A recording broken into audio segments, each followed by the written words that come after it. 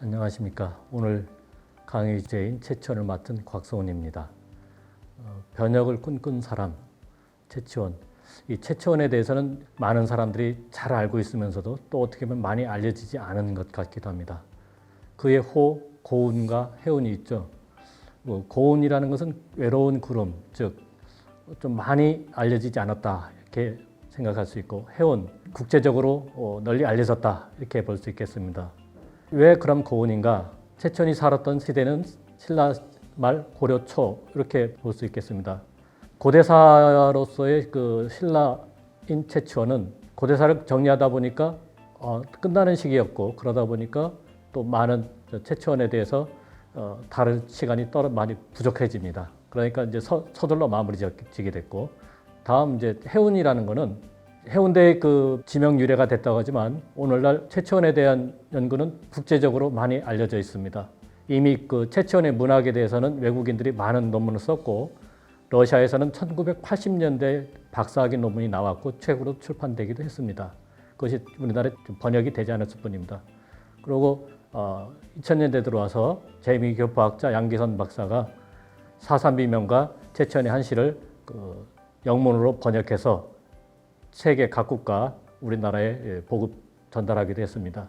채치원이 또 중국에서 그 유수연의 그 현위로 근무를 했었죠. 그런 때문에 중국 한중 교류에 있어서 항상 채치원은 그 대화의 실마리를 트는 그런 물꼬였습니다. 그래서 당 시진핑 주석이 올 때도 한국과 중국은 채치원이 그 교류에 어떤 선두에 있었다 등등을 해서 많은 소개가 이루어집니다. 그런 면에서 채치원은 해운이라고 할 수 있겠습니다. 자, 이제 그러한 채치원이 신라 사회에 들어와서 변혁을 위해서 노력을 했는데, 이제 그러한 내용을 살펴보겠습니다.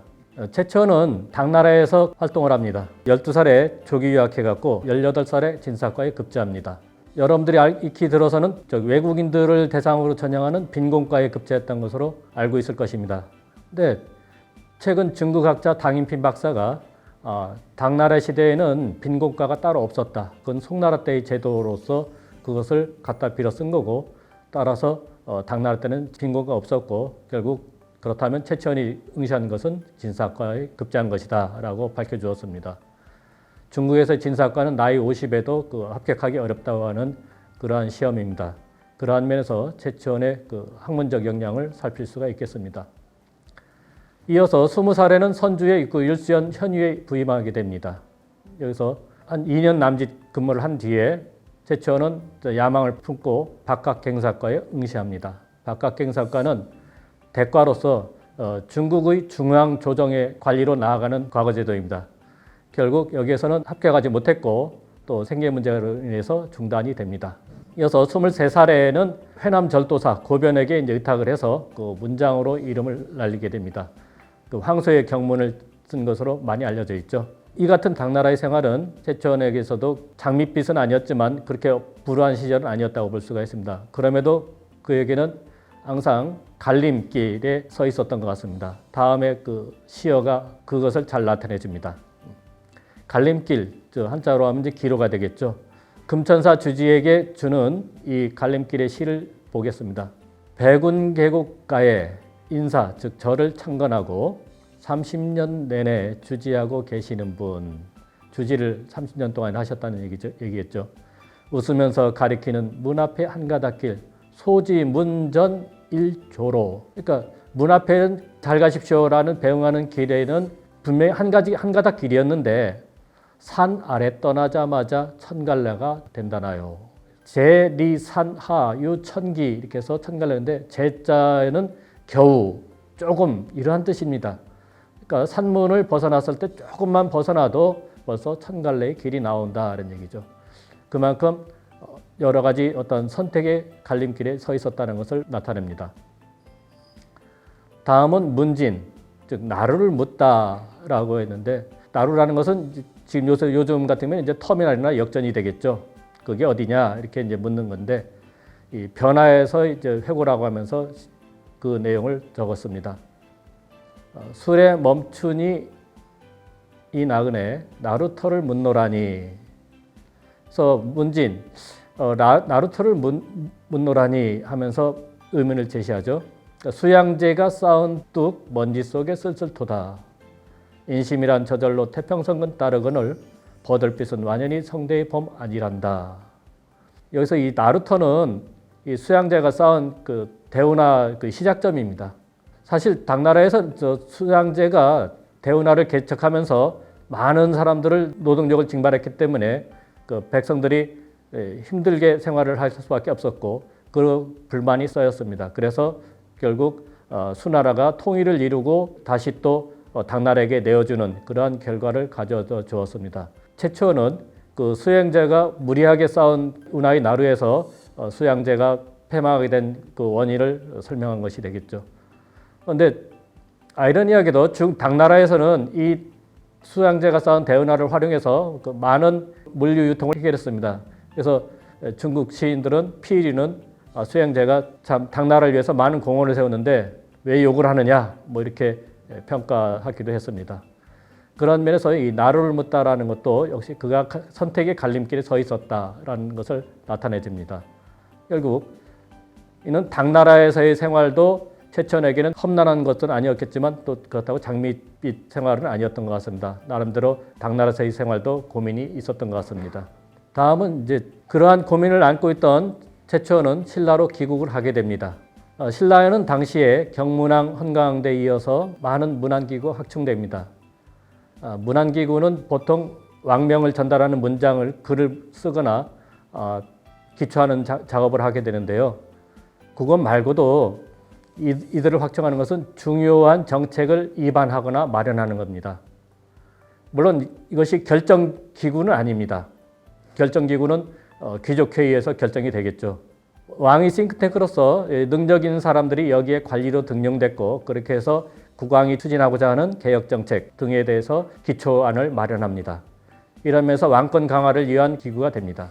이러한 속에서 최초는 헌광 11년에 귀국하게 됩니다. 그래서 최초는 거기 그 문안기구의 하나였던 한림원의 한림학사로 임명이 됩니다. 이로써 그 최초는 중앙정계에서 나름대로의 어떠한 실력을 인정받아서 활동한 것으로 보여집니다. 헌광의 뒤를 이어서 전광이 즉위했고 또 얼마 안 이어서 곧바로 돌아가시는 바람에 진성왕이 즉위하게 됩니다. 이때는 각간 이용이 섭정을 맡아서 움직입니다. 이때까지도 그 최초원의 그 활동에 있어서는 별다른 어려움이 없었습니다. 이용이 진성왕 2년에 돌아가시게 되고 그래서 그 뒤에는 그의 부인 부호가 정권을 장악합니다. 부호 부인은 이용의 부인이기도 하지만 진성왕 여왕의 유모였습니다. 그렇기 때문에 그 왕의 신임을 얻어서 정권을 장악하게 되죠. 정권을 장악했는데 이후부터 정치 혼란이 생겨났습니다. 앞서 임명됐던 능력 있는 관리들이 점차 축출되어 갔습니다. 이때 상황을 적은 것이 어법지에 기록되어 있는데 지리 다 도파 그 뜻은 지리가 지혜로 다스리리 지혜로 나라를 다스린 사람이 사태를 미리 알고 많이 도망했으므로 도읍이 장차 파기된다라는 뜻을 담은 내용이라고 합니다. 그래서 지리 다 도파 이 용어가 어법집에 실려 있습니다. 이렇듯 능력 있는 관리들이 축출되었고 진성여왕 4년에 최초원도 그 사태를 벗어나지 못했던 것 같습니다. 최초원은 아마 태산군, 지금의 전북 태인의 태수로 나아가는 것으로 보여집니다. 이런 점에서 선택 기로에선 최초원은 역사를 공부했던 것 같은데 그것을 이제 살펴보겠습니다. 진성왕 3년에 들어와서 농민 원종 애노가 상주에서 봉기하게 됩니다. 근데 이것이 국가의 힘이 약해서 진압되지 못했습니다. 못하고 전국으로 확산됩니다. 또 나아가서 그것이 더 커져서 후삼국으로 분립이 됩니다. 그런 때에 결국 최초는 신라에서도 선택의 갈림길을 서게 되는 것이죠. 문진, 그거는 나루를 묻다, 나루터의 이치를 묻는 것이지만 또 학문의 길을 묻는다. 또 더 궁극적인 이야기로는 이상적인 길을 찾는 것이다 라는 것이 문진의 두 글자 속에 담긴 의미입니다. 이제 그걸 알아보면은 이 문진에 대해서는 이 공자의 고사와 관련이 되어 있습니다. 공자가 천하를 주리하면서 제자들과 함께 초나라에서 최나라로 돌아가던 길이었습니다. 그때 한 강이 나타났는데 나루터를 찾지 못해서 건널 길이 막막했습니다. 그때 마침 저쪽에서 밭을 갈던 은사 장자와 거릭을 보게 됩니다. 그러니까 공자가 제자 자로를 시켜갖고 나루터 위치를 묻게 합니다. 가서 나루터를 묻고 와라 이렇게 이야기하게 되죠. 자로가 물어보니까 장자가 이제 대묻습니다. 저 곱비를 잡고 있는 분이 누구요? 이렇게 이제 물으니까 자로는 공구십니다라고 답했고 장자는 그럼 노나라 공구란 말입니까? 자로가 그렇습니다 이렇게 답변합니다. 그러니까 장자가 말하기를 그렇다면 그분이 나루터를 알 것인데 뭐하러 묻느냐 이렇게 이제 얘기를 하게 됩니다. 아마 이제 천하를 이미 두루 다니는 분이니까 나루터를 잘 알고 있을 것이다. 그런 얘기로 답을 해준 것입니다. 나루터에 대한 위치를 답을 듣지 못한 자로는 다시 거리게 묻습니다. 거리게 이제 대물죠. 당신은 누구요? 자로가 나는 중유로서 공자의 제자입니다. 이렇게 얘기를 하게 됩니다. 거리기 그럼 노나라의 공구의 제자입니까? 자로 그렇습니다. 거리기 지금 세상은 무도함이 도도함이 물을 흐르듯 하는데 우리처럼 세상을 피해서 사는 은사를 따르는 것이 어떠하오? 이렇게 제안을 합니다. 즉 공자를 그만 따라다니고 자기를 따라서 여기서 농사나 지읍시다 이렇게 얘기를 하게 됩니다. 답을 듣지 못한 자로는 그대로 와서 공자님께 이제 보고를 합니다. 그러니까 공자는 다음과 같이 얘기를 하게 됩니다. 사람은 새와 짐승과 어울려 살지 못하니 모든 사람들과 더불어 살지 않으면 누구와 더불어 살겠느냐. 천하에 도가 행해지면 내가 구태여 변혁을 하고자 애기를 쓰겠느냐. 그래서 이 고사에서 유래해갖고 나루터를 묻는다는 문지는 이상적인 길을 찾는다는 뜻을 나타내게 됐습니다. 결국 최초는 선택의 갈림길에서 나루를 물었는데 그것은 바로 이상적인 길찾기였다라고 할 수 있겠습니다. 최초는 저들 가운데 사삼비명이 있습니다. 이 사삼비명은 29살에서 37살 사이에 왕명으로 지어졌습니다. 대승목사장 중창을 적은 사적기 하나와 선사 비문 3기 이렇게 해서 4가지가 돼서 사산비명이라고 하게 됐습니다. 여기에는 유, 불, 도가 및 문학 그리고 중국 역사사를 인용해서 서술합니다. 그래서 최치원의 학문적 역량이 여기에 모두 응축되어 있습니다. 그만큼 최치원의 학문적 역량을 살필 수 있는 것이 되겠습니다. 다음 표 1은 사산비명의 찬술에 인용된 그 서적별 분류표입니다. 사산비명은 진감비에서 대승목사비명, 대낭야상비명, 지증대사비명 이렇게 순서대로 이루어졌는데 이 표를 살펴보면 유학, 역사, 도가, 불교의 순으로 유학에 대한 인용이 많음을 알 수 있습니다. 제일 밑에 보면 유학 분야가 40% 안팎으로 나와 있죠. 천천히 잘 살펴보시기 바랍니다. 다음 역사서적도 35% 안팎으로 나와 있습니다. 그 다음에 도가서적은 15% 안팎으로 나와 있고 그 다음에 불교서적은 역시 10% 안팎으로 나와 있습니다. 그만큼 유학이 많은데 그 이유는 최치원의 학문적 바탕이 유학자이고 또 학습한 책이 많기 때문일 것입니다. 그래도 우리가 한번 생각해 볼 것은 찬술 대상은 분명히 불교와 관련된 내용입니다. 그럼에도 불교 관련 고사 인용은 적다는 사실은 뜻밖의 일입니다. 또 여기에 오늘 강의에서 주목한 것도 역사서의 인용 사례가 상당히 많은데 시기가 지날수록 증가합니다. 퍼센트 특히 역사와 유가를 대비를 해보면은 0.6대 1에서 0.9대 1, 1.1대 1로 해서 점차 증가하고 있죠. 이는 당시 사회의 급변과 관련된 까닭으로 여겨집니다. 이제 이를 알아보겠습니다. 앞에서 표에서 드러난 것처럼 여러 분야의 책 속에서 인용한 것입니다. 그래서 겉으로 드러난 내용으로는 해석이 쉽지 않습니다. 선학들은 그래서 그 의미를 잘 알 수 있도록 주석을 내어놓았고 이를 통해야 그 내용을 제대로 살필 수 있습니다. 다음은 그 예를 들은 것입니다. 겉으로는 이제 은유를 통한 사회 비판입니다만은 먼저 한번 1번 내용을 보면은 이것은 모든 백성이 아이를 팔고 부인을 저당 잡혀 돈을 내게 되는 것으로 부처가 만약 알게 된다면 마땅히 비통해 할 것입니다. 이런 뜻을 담고 있습니다. 자, 계시 백성 이것은 모든 백성이 매아 점기 아이를 팔고 부인을 저당 잡힌다. 그래서 돈을 마련한다. 돈을 낸다라는 것이죠. 그래서 불약 유지 부처님께서 만약 알게 되면 당비곡 예민 웅당 슬퍼하고 통곡할 것입니다. 마땅히 비통해 할 것입니다. 라는 내용입니다. 이거는 남사에 실린 내용입니다. 본래 이 내용은 송나라의 그 명제가 상동의 옛집을 그 사찰로 만들어서 큰 공덕을 세우고자 했었던 때의 일입니다. 이제 옛집을 사찰로 만드니까 다시 수리 보수하는 그 비용이 들었을 것입니다. 그러한 비용을 조달했는데 그 공덕을 세웠다라고 했으니까 옆에서 재상들은 맞습니다. 큰 공덕을 세우신 겁니다. 이렇게 이제 얘기를 하게 되고 그 옆에 있던 의원은 다시 또 그렇지 않습니다라고 이렇게 이제 간언을 하죠. 그 비용을 내기 위해서 아이를 팔고 부인을 저당 잡혀 돈을 내게 되었다. 그래서 부처님께서 슬퍼할 것이다. 이렇게 얘기를 하는 거죠. 이 내용은 불사에 대한 공덕은 좋은 것이지만 그로 인해서 백성들이 괴로움을 당한다면 도리어 나쁘다는 지적을 한 것입니다. 그래서 분수에 넘치는 무모한 불사의 공덕을 반대하고 있는 것입니다. 그런데 이 같은 내용을 담은 고사를 최치원이 대승복사 비명을 찬술하면서 인용하고 있습니다. 가시도친 내용을 인용한 것이죠.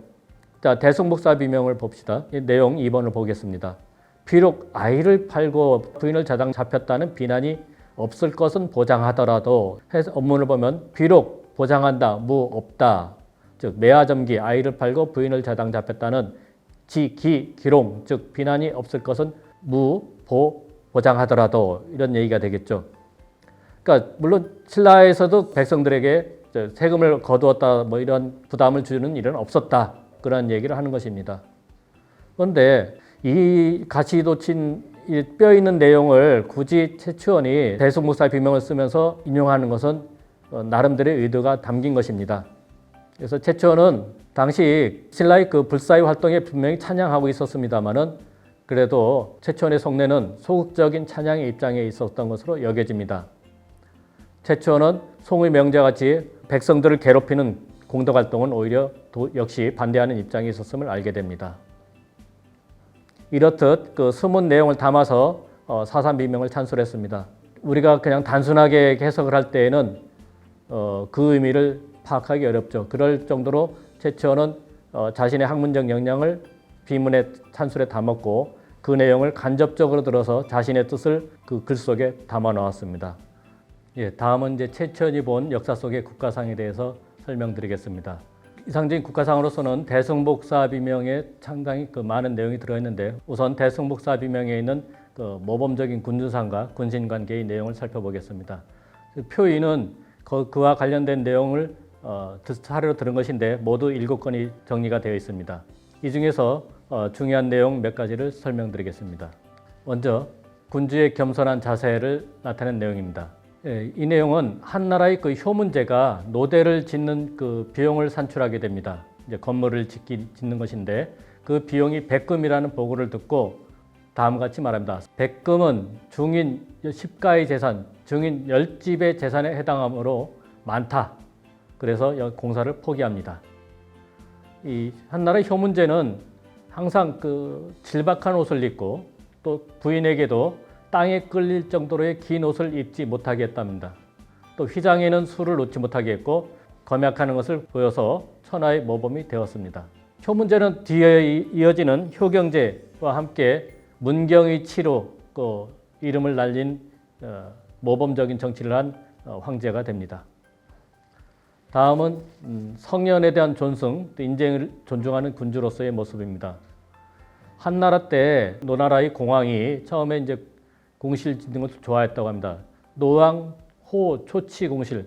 노왕이 처음에는 좋아했다. 처음에는 치 공실 건물을 짓는 것을 좋아해서 공자 구택, 공자의 옛집을 헐어서 이광기궁 그 궁궐을 넓히고자 하였다. 그런 내용입니다.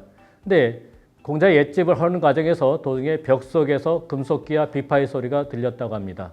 그러자 성현의 집을 허는 것은 뭔가 안 되겠다. 그래서 공사를 중지했고 그래서 사람들에게 칭찬을 받았다라는 내용입니다. 성인에 대한 존중은 역시 인재를 존중하는 군주로서의 모습을 잘 보여줍니다. 다음은 군주의 안목과 인재를 존중하는 모습이 담긴 사례입니다. 진나라의 목공이 융왕이 사신 유여에게 궁실과 재물을 보여주고 그의 길을 꺾고자 했습니다. 그러다가 도리어 그에게 감탄한 고사입니다. 융왕이 유여를 진나라에 사신을 보냈는데 진목공이 진나라 목공이 시 보여주었다. 궁실과 적치, 즉 건물의 그 화려한 건물과 또 화려한 보석들이 쌓여 있는 모습을 보여줍니다. 그러니까 유여가 말하기를 사귀위지, 즉 노신의 사귀, 귀신을 시켜서 위지 이것을 만들려고 해도 그러한즉 로신 귀신도 수고로웠을 것인데 귀신도 힘들었을 것이다. 귀신들은 하룻밤 사이에 뚝딱 만들어낸다고 하죠. 근데 그러한 귀신들도 힘들었을 것이다. 이렇게 얘기를 합니다.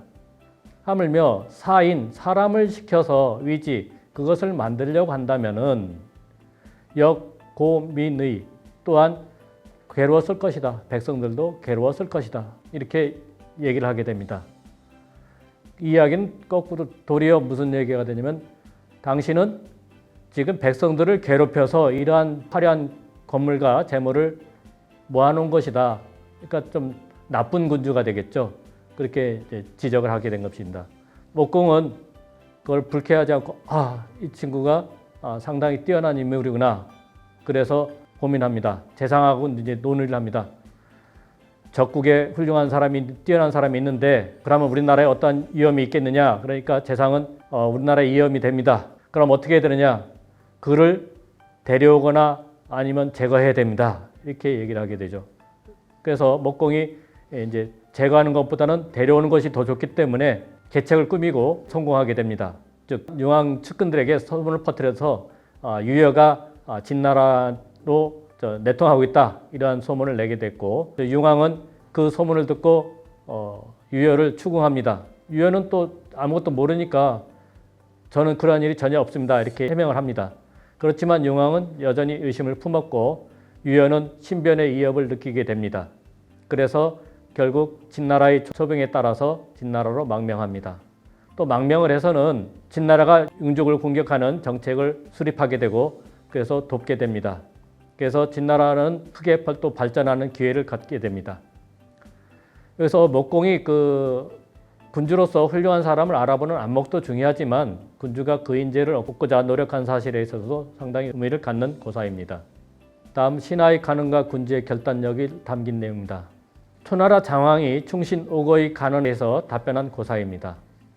장왕은 즉위 이후 3년이 되도록 법령을 한 번도 내리지 않고 환락에 빠져 있었습니다. 그러자 오거가 이제 나서서 왕에게 묻습니다. 3년 동안 날지도 않고 울지도 않는 새가 있는데 무슨 새인지 아십니까? 알려주십시오. 이렇게 묻게 됩니다. 그러니까 장왕은 자신을 두고 빗대어서 한 얘기를 간파하고서는 위와 같이 답변합니다. 3년 불비, 비장충천, 3년 동안 날지 않았으니까 날면 비, 날면 장차, 충천, 하늘을 찌를 것이다. 3년 불명, 3년 동안 울지 않았으니 명, 장, 울면은 장차 경인, 사람을 놀라게 할 것이다. 이렇게 답변을 합니다. 결국 내가 이제 조만간에 큰 일을 해낼 것이다. 이렇게 이제 얘기를 하게 됩니다. 답변한 것이죠. 그럼에도 이후 장왕은 계속해서 활락생활을 벌이지 않았습니다. 그러고서는 다시 소종이라는 사람의 간언을 듣고 비로소 정사에 임합니다. 이후 초나라는 부국 강병의 기초를 닦고 패자가 됩니다. 그만큼 신하의 그 간언과 군주의 결단력을 상당히 강조한 사례가 됩니다. 이처럼 군주들의 바른 자세가 확립되고 군신 간의 화합이 잘 이루어지면 나라는 자연히 발전하게 됩니다. 이로써 최천이 생각한 이상적인 군주상과 군신 관계를 알 수 있겠습니다. 앞에서 이제 군주와 군신 관계를 살폈다면은 다음은 대낭야상의 비명에 인용된 한나라의 재상들 사례가 되겠습니다. 제가 이 한나라의 재상들을 주목하는 것은 다른 재상들도 또 있습니다만은 유난히 요 대낭야상 비명을 찬술할 때는 한나라의 재상을 많이 살핀다. 그 중에서도 표에 보이는 것처럼 1, 2, 3번 여기는 장량이 전기에서 인용된 것입니다. 즉 장량을 상당히 뭔가 최천이 주목했던 것으로 보여집니다. 이런 것에 또 흥미를 끕니다. 먼저 장량에 대한 그 고사를 살펴보겠습니다. 첫 번째 내용은 참을 줄 아는 사람 왕자의 스승이 되었습니다. 뭐냐? 장량이 합의에서 태공병법이라는 책을 얻은 고사입니다.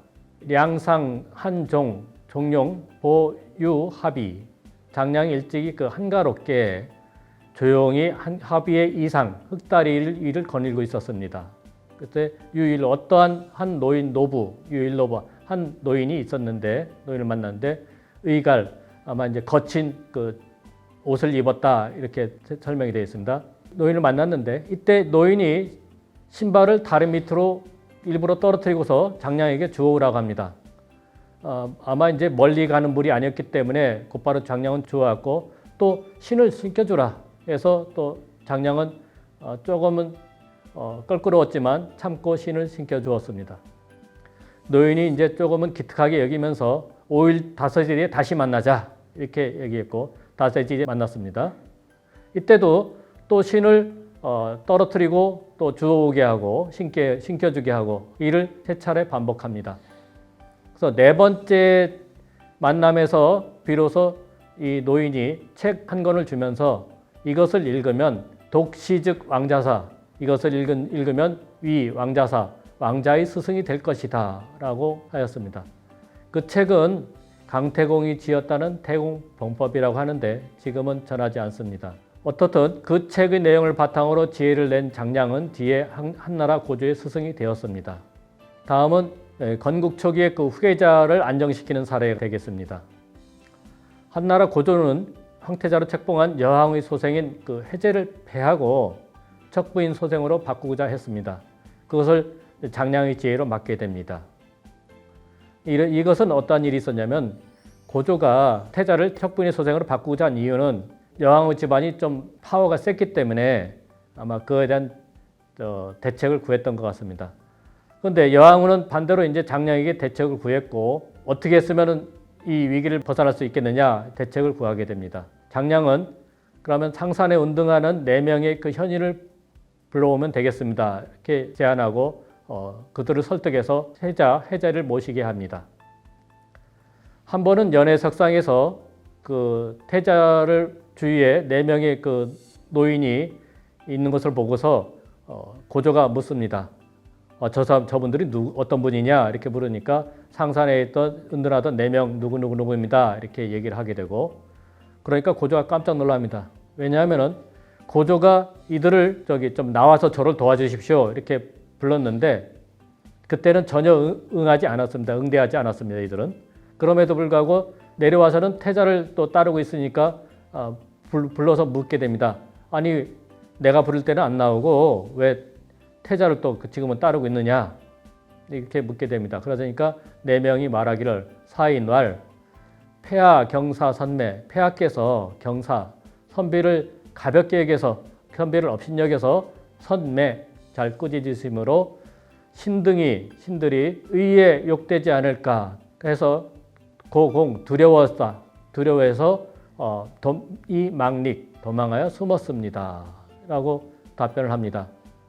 이에 고조는 그들이 태자를 받들고 있으면 나라의 사직이 안심된다고 보아서 태자를 바꾸지 않고 그대로 둡니다. 이로써 후계 자리를 놓고 벌어질 싸움을 막게 됩니다. 이것은 건국 초기에 이세의 후계 자리를 놓고 싸움이 많이 벌어지는데 이때는 아직 왕권이 안정이 안 됐기 때문에 그러한 것을 염려하는 것입니다. 그래서 가능한 장자로 승계를 시키는데 고조는 장량의 지혜로 순조롭게 장자인 해제가 즉위하게 됩니다. 다음은 천하의 보존과 멸망에 대한 이야기입니다. 이 내용은 사관이 장량의 전기를 산설하면서 천하의 존망, 보존과 멸망과 관련된 것 외에는 작은 일은 제외했다라는 내용입니다.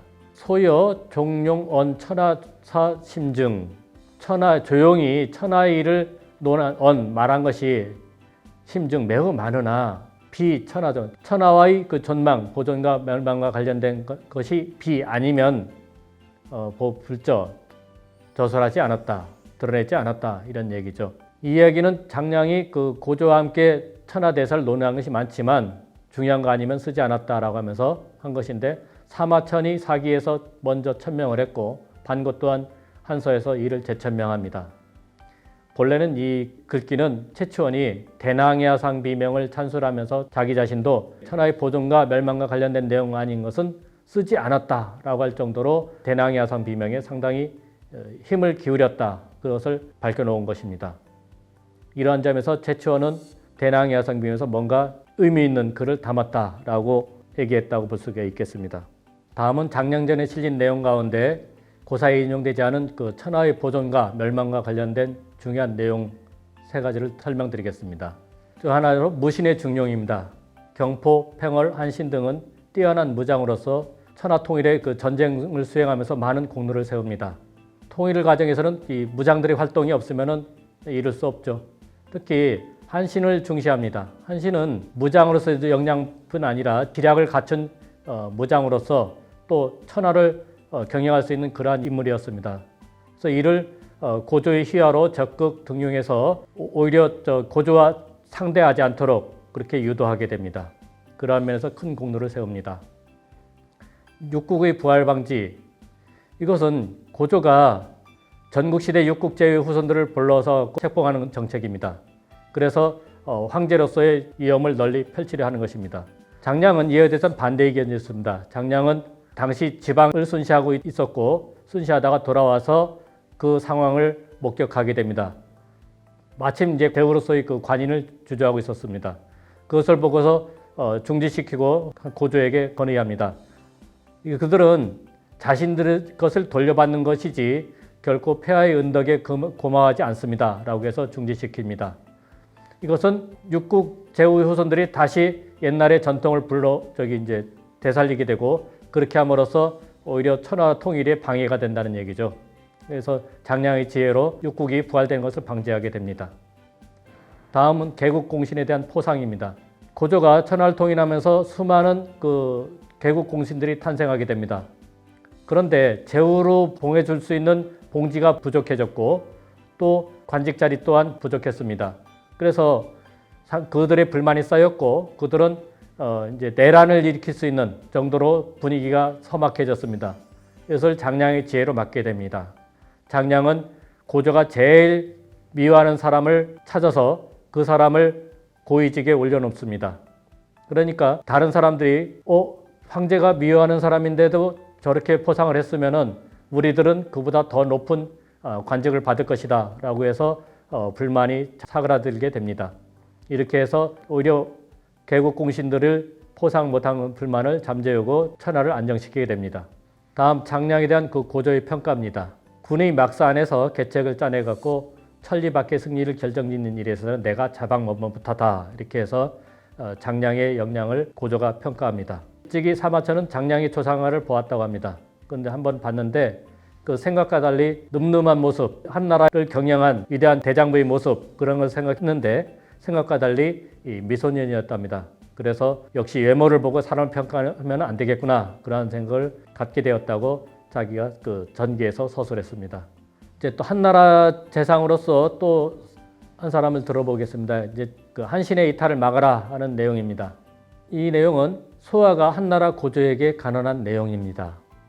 뭐냐면 소아가 왕소만물에 왕께서 평소에 거만하여 갖고 물에 예를 차리지 않습니다. 금배 대장, 지금 대장을 임명하는데 마치 같았다. 소아, 어린아이 부르는 것과 같았습니다. 차 안에 신소이거야. 이는 곧 한신이 소위 도망치려 하는 까닭이 되옵니다. 이렇게 해서 한신을 잘 대우해야 됩니다. 라는 간언을 올리게 됩니다. 이로써 아마 고조도 조심스럽게 행동을 취한 것 같습니다. 이것은 한신의 그 역량이 상당히 뛰어난 때문입니다. 한신은 무장으로서의 능력도 있지만 지략을 갖춘 무장이었습니다. 그렇기 때문에 천하를 통일할 수 있는 그 역량이 있었던 인물입니다. 그와 관련돼서 다음에 그 고사를 설명드리겠습니다. 토끼가 죽으면 사냥개를 삶아 먹게 된다라는 내용은 토사구팽이라는 고사입니다. 많이 유행되는 내용입니다만은 이것이 바로 한신의 고사입니다. 한신의 모사 산통이라는 사람이 한신에게 2차례나 자립을 권합니다. 그때마다 한신은 받아들이지 않고 고조에게 봉사합니다. 이때 봉사한 것은 고조가 의리로서 자신을 잘 대우해 주는데 내가 그것을 배반하면은 나는 의롭지 못한 놈이 된다. 그런 까닭에 모사의 제안을 받아들이지 않습니다. 그러다가 뒤늦게 반란을 도모했고 그것이 발각돼서 처형이 됩니다. 이거는 좀 너무 늦었죠. 앞서 일찍 자립을 했으면은 아마 한신이 천하를 통일했을지도 모르겠습니다. 이런 면에서 한신을 적극 등용하고 어떤 것이 아까 앞에서 이 강량이 살아나 이 소아가 한신의 이탈을 막을 수 있도록 한 것은 한나라가 천하를 통일할 수 있는데 상당히 중요한 그 공헌을 한 내용입니다. 다음 공과 사를 뚜렷이한 소하 조참 이야기입니다. 조참이 한나라의 상국이 되었을 때 이전의 소하가 제정한 법령과 제도를 변경하지 않고 시행해서 백성들이 편안해했다는 고사입니다. 내용을 보면 소하의 법, 소하가 제정한 법, 만든 법, 강약, 화일, 일자, 마치 같았다, 뭐죠? 한일자를 그린 것처럼 한결같이 그린 것처럼 소하가 제정한 법이 한일자처럼 맑고 곧았다. 여기서 강은 강의가 아니라 정리정돈했다는 뜻이 됩니다. 소하가 제정한 법이 정리가 잘 돼서 한일자처럼 맑고 곧았다 이런 얘기입니다. 그래서 조참이 대를 이어 지켜가며 수이 물실, 지키고 물실 잃지 않았다라는 내용이 되겠습니다. 소하 조참은 평소에 미워하는 사이로 껄끄러운 사이였다고 합니다. 그럼에도 소하는 후임으로 조참을 청구했고 조참은 소하가 시행한 법령을 바꾸지 않았습니다. 조참은 일찍이 지방의 출신으로 해서 공로를 세워갖고 재상의 지위에 올랐는데 이때 황로학살에 뛰어난 교서인 계공한테 자문을 얻습니다. 국가를 다스리는 가장 좋은 방법은 무엇입니까? 라고 했을 때 그는 국가를 다스리는 가장 좋은 방법은 청정무의이며 그대로 두면 백성들은 저절로 안정된다 라는 말을 듣게 됩니다. 이로써 조참은 이전에 소하가 제정한 법령을 굳이 너무 고치려 하지 않고 그대로 두면서 잘 유지해서 지켜나갔습니다. 그래서 이후로 백성들이 편안해졌고 사람들은 선명한 승상이다라고 칭찬을 하였다고 합니다. 이렇게 해서 대낭야상 비명을 통해서 살펴보면은 한나라의 명신 재상들이 살펴지는데요. 이들을 보면 어떻습니까? 왕족 곧 황실 귀족이 아닌 이성, 성이 다른 귀족이었습니다. 신라의 골품제사에서는 재상은 물론 행정관부의 장관은 진골 귀족들만 임명됩니다. 즉 이러한 사람들을 드러낸다는 것은 결국 골품제에 대한 개선이 필요하다는 내용을 담은 것이 됩니다. 또 장량은 최치원의 자신이 생각했던 어떤 이상적인 인물이 되었다고 볼 수 있겠습니다. 대숭복사 비명과 대낭야상 비명을 통틀어서 보면은 한나라의 초창기 역사가 실려져 있습니다. 한나라의 건국과 발전에 기여한 인물들이 찾아졌는데요. 고조, 효문제, 효경제 때의 노궁왕, 또 재상들로는 장량, 소하, 조참, 한신, 병길 등이 이렇게 찾아졌습니다. 결국 이 한나라 초창기의 역사가 최치원이 생각할 때 어떤 이상적인 모범적인 국가상이 아니었는가 이렇게 이해를 할 수가 있겠습니다. 다음은 후삼국의 정립과 최치원의 고민입니다. 889년 농민봉기 이후에 혼란은 가중되었습니다. 그래서 농민들은 세력이 커졌고 그래서 원주의 양길이 가장 컸었는데 또 891년에는 궁예가 합류하면서 더욱 커졌습니다.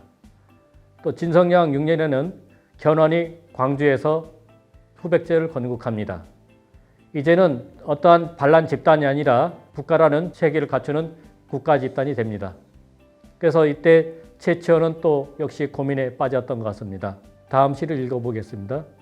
서로 만나 며칠 만에 또 헤어지려 하니 갈림길에 또 갈림길 보는 것이 시름겹다. 그래서 수견 기중갱유기 갈림길에서 또 다시 유기 갈림길 또 보는 것이 시름겹다라는 거죠. 손안의 개서양은 다 노구려 하는데 이제 그댈 보내면 얘기할 직이 없다라고 했는데 여기서 직이는 바로 옆에 한자 별군 무처 화심기, 심기, 마음을 기약한다. 이것이 바로 직이, 서로를 알아주는 직이가 없다라는 거죠. 서로 툭 터놓고 대화할 수 있는 상대를 만나지 못한다. 이런 얘기가 되겠습니다. 이제 갈림길의 고민에 서 있는데 또 서로 대화할 직위조차 없다. 그러니까 그만큼 최치원은 역시 여전히 또 외로운 사람으로서의 심정이 되겠습니다. 이 시는 서원경 소윤인 김준에게 준 것인데 지어진 시기는 893년 둘이 화정사로 가기 전에 그때로 보여집니다. 그래서 아마 891에서 892년경으로 여겨집니다. 이때 갈림길을 거듭 사용하는 것으로 볼 때에 최치원에게 선택의 기로가 중요한 화두였음을 짐작할 수 있습니다. 이처럼 최치원은 당나라에서 또 신라로 귀국한 초기에도 또 점차 신라가 혼란 속에 빠지는 그 속에서도 여전히 진로 선택에 고민 놓여 있었음을 알겠습니다. 최치원은 893년 겨울에 하정사로 가기로 했습니다. 도적들로 인하여 길이 막혀 가지 못합니다. 백길로도 막히고 또 내륙으로 육로를 통해서 당항포로 지금의 당진으로 가고 거기서 배를 타고 중국으로 가야 되는데 내륙으로도 가지 못하고 해상은 또 해상대로 봉쇄돼서 가지를 못했습니다. 그래서 최치원은 다시 어려운 상황을 절실히 느끼게 됩니다. 바로 그러한 시기에 찬술된 글이 지증대사 비명입니다. 여기에서는 위진남조의 인물과 관련된 사례들이 다수 찾아집니다. 이는 앞서 살핀 것과 다른 경향입니다. 즉 앞에서는 우리가 한나라 역사와 관련된 인물들이 많았었죠. 이제 이를 살펴보겠습니다. 표사는 지증대사 비명의 찬술에 인용된 위진남조의 인물들입니다. 모두 9건의 사례입니다. 다른 때보다도 여전히 좀 많다는 것을 느낄 수 있겠죠. 자, 이제 내용 이 가운데서 좀 의미 있는 내용을 3가지를 들어보겠습니다. 자, 선견지명과 자식사랑. 이 고사는 조조가 양표의 아들 양수를 죽인 뒤에 그의 모습이 숙해진 연유를 묻습니다. 요즘은 안색이 어떻소? 이렇게 이제 물으니까 그 양표가 답변한 내용입니다. 괴, 무, 일제 선견지명, 부끄럽다, 무, 일제의 선견, 김일제라는 사람의 선견지명인데요. 김일제와 같은 선견지명이 무 없는 것은 부끄럽지만 유회로우, 뭐할까 같다, 로우, 어미서가 지독, 핥는다는 뜻이거든요. 독은 송아지입니다. 송아지를 핥아주죠. 커다란 그 혓바닥으로 해서 송아지 그 표면에 있는 이물질이라든가 병균 이런 것을 제거해 줍니다. 그래서 송아지를 핥아서 사랑하는 마음을 품은 것은 유 같다. 이렇게 답변한 겁니다. 나의 자식 사랑은 변함이 없다라고 얘기인데 결국 조조한테 너도 자식 키우지 않느냐 이런 얘기를 한 겁니다. 그럼 왜 그런 얘기를 했을까? 양수가 죽게 된 것은 여러분들이 삼국사기에서 읽었을 때 그 고사를 읽습니다. 닭, 계륵, 실속 없는 싸움에 어떻게 할 수 없고 결국 철수를 해야 되겠다라는 생각을 갖고 있었는데 이것을 닭갈비를 먹다가 문득 계륵이라는 군령을 내리게 됩니다. 결국 그 뜻을 파악한 양수가 철군 준비를 이제 하달합니다. 근데 이튿날 조조가 그것을 보고서 깜짝 놀라갖고 그 양수가 그렇게 전달했다라는 것을 파악하게 됩니다. 그래서 조조는 체면상 철수는 할 수 없고 양수가 군령을 잘못 전달한 채로 죽이고 자기 체면을 유지하게 됩니다. 그래서 결과적으로는 조조의 과실이었고 그것을 통해서 아들이 죽게 한 것을 조조를 힐련한 것입니다. 이때 조조는 얼굴이 불그락불그락 바뀌었다고 합니다. 그래서 김일제의 선견지명이라는 것이 있는데 그건 무슨 뜻이냐면은 그의 아들이 어려서 한나라 무제의 총애를 받아갖고 궁궐에 출입하였습니다. 근데 장성에서도 궁인들과 더불어 희롱하는 것이 상당히 음란했나 봅니다. 아마 어렸을 때는 몰랐었기 때문에 그런 거겠죠. 결국 그것을 보고 아들을 죽였었 고사입니다. 양표는 김일제와 같이 아들이 환난을 미리 예측하지 못했다. 그런 것이 부끄럽다 하고 한 말입니다. 왜 부끄러웠을까요? 양수가 너무 똑똑하기 때문에 오히려 그것이 죽음을 당하는 그런 결과를 가져왔다는 얘기가 되겠습니다. 양수와 관련된 고사는 또 다른 것이 삼국지에 있는 것은 여러분들이 잘 알 것이라고 생각됩니다. 다음은 신하로서 의리를 다한 사람 양호의 고사입니다. 풍수를 보는 사람이 양호에게 조부의 묘세에 재앙의 기운이 있는데 만약 그것을 파면 후사가 없게 되고 오히려 팔이 부러진 삼공이 나올 것이다 라고 얘기를 한 내용입니다. 재앙의 기운이 있다 이 얘기는 결국 후손 가운데서 황제나 제후왕의 자리에 오르게 된다라는 얘기가 되겠죠. 오늘날은 대통령제이기 때문에 그러한 면에선 부담이 없습니다만은 옛날에는 혈연적으로 재앙의 후손이 아닌 이상은 재앙의 기운이 있다면은 결국 무엇을 해야 됩니까? 특별한 일이 없는 한 반역을 하게 되는 것입니다.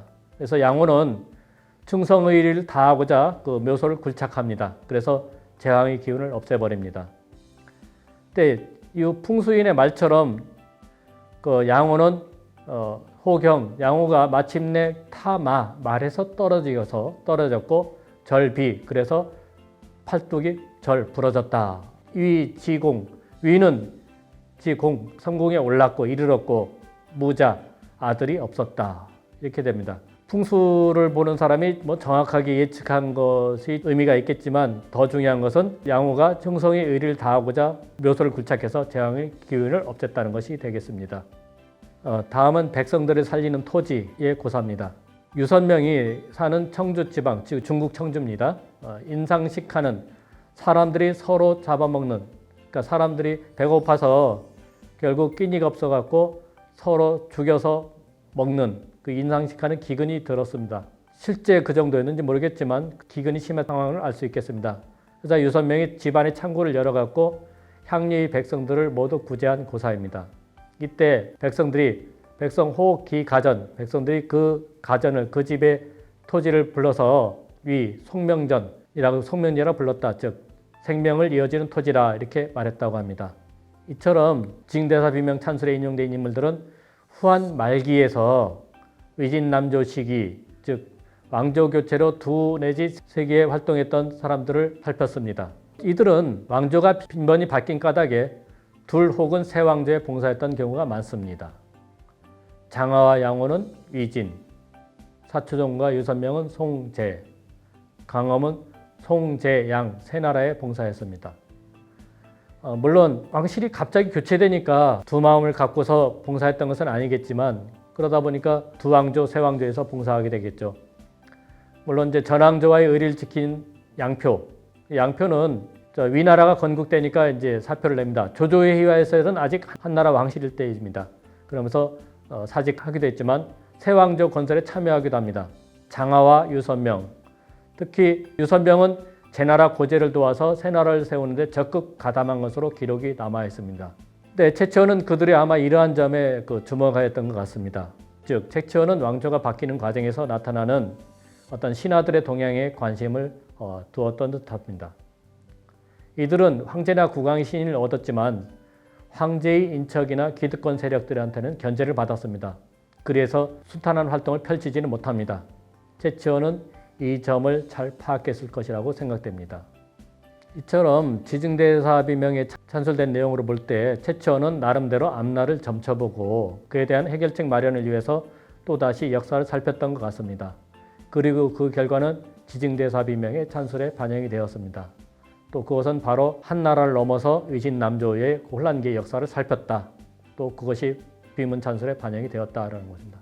그렇지만 새나라 건설에 참여하는 것은 어떨까? 이런 면에서는 긍정적인 답을 갖기 어려웠던 것 같습니다. 결국 그러한 긍정적인 답을 얻지 못한 최치원은 신라에 남았습니다. 그래서 그 내용을 이제 살펴보겠습니다. 최치원은 진성왕 8년 894년 봄에 시무 10여조를 올립니다. 자, 아까 사산 비명은 893년 겨울 지증대사 비명을 마지막으로 찬술이 완성이 됩니다. 그러고서 이듬해 봄에 시무 10여조를 올립니다. 시무는 이 시절에 힘써야 될 정책이죠. 자, 왕이 받아들이고 육품간 등 아찬으로 승진시켰다 이런 내용이 기록이 되어 있습니다만은 그의 시무 10여조 내용은 정확하게 알 수 없고 그렇다고 또 그것이 정확하게 시행되었다라는 것은 더더욱 알 수 없습니다. 이후 최치원은 몇 년간 더 봉사한 뒤 해인사에 은둔합니다. 신라에 남은 최치원으로서 언제부터 신라에 남으려 했을까? 또 왜 남으려 했을까 한번 좀 생각을 해보겠습니다. 다음은 지증대사 비명에 실린 2가지 사례입니다. 3번은 팔뚝이 부러진 사람을 하여금 의리를 드러내게 하고 사절비자 유표의 이렇게 했는데 이것은 앞서 설명한 진나라 양호 사례입니다. 지증대사 비명에서는 지증대사가 도적이 된 백성들을 교화시켜서 의리를 드러내게 했다라는 그 내용인데 그것을 양호의 고사에 비유한 것입니다. 엄밀하게 살피면은 성격이 조금 다른 사람입니다. 그럼에도 충성의 의리를 강조된 사례로서 최치원이 드러낸 것입니다. 다음 4번 용미를 파헤치려는 사람으로 하여금 관기를 자제토록 하였다. 이 내용은 여기서 불미자, 꼬리를 파헤친다. 즉 용미를 파헤치려는 사람은 제광, 관기로서 자제토록 했다. 이렇게 되죠. 이거 단순하게 보면 해석이 좀 어색해집니다. 그럼 뭐냐? 불미자라는 것은 용미도를 파헤치려 한 사람으로서 알록산을 지칭합니다. 이는 알록산이 함원전 앞을 지나갈 때 그 밑에 용미도, 용꼬리 부분이 이제 조각된 장식된 곳입니다. 지날 적에 남북으로 흘겨보면서 한참 동안 있다가 가곤 했습니다. 나중에 이를 파헤치려 했다는 고사입니다. 비문에서는 알록산과 같은 들두족을 가리켰습니다. 즉 최치원은 알록산처럼 난을 도모하는 것은 광기, 미친 짓이기에 제어되어야 한다는 생각을 가졌음을 알겠습니다. 이로써 보면 최치원은 견훤이나 궁예에게 나가려는 생각은 어쩌면 처음부터 없었던 듯합니다. 오히려 그는 자신의 글을 통해 후학들이 그의 이상을 실현하여 주길 바랐던 것 같습니다. 이후 고려인의 글을 보면은 그 속에서 한나라와 관련된 역사 인용이 자주 목격됩니다. 그런 면에서 생각을 해볼 수가 있습니다. 앞서 계속 살펴왔던 화두, 문진, 이상적인 길을 찾는다는 얘기였죠. 공자가 천하의 도가 행해지면 내가 구태여 변혁하고자 애를 쓰겠느냐 이랬듯이 여기 문진을 자자한 이유, 최치원은 역시 변혁을 꿈꾼 최치원이 되겠습니다. 그러한 최치원이 꿈꾼 이상적인 사회의 모습은 무엇이었을까? 앞서 살펴봤듯이 중국 한나라 초창기에 활동한 군주와 재상들이 되겠습니다. 장량은 또 최치원이 주목한 인물로서 하나의 롤 모델이었다고 생각할 수 있습니다. 이제 끝으로 최치원의 그 이상적인 국가상은 어떻게 실현되었을까? 그것은 이제 고려 왕조의 모습에서 살필 수 있습니다. 고려 왕조에서는 왕족들은 정치에서 철저히 배제되었습니다. 그래서 점차 이성귀족들이 등장했고 그들이 재상에 침입합니다. 이제 도리어 오히려 그들의 세력이 커지는 문벌 귀족 사회로 나아가기도 합니다. 이런 점에서 최치원은 새로운 고려 사회의 성립에 있어서 문장으로 일조했다고 할 수 있겠습니다. 이상 마치겠습니다.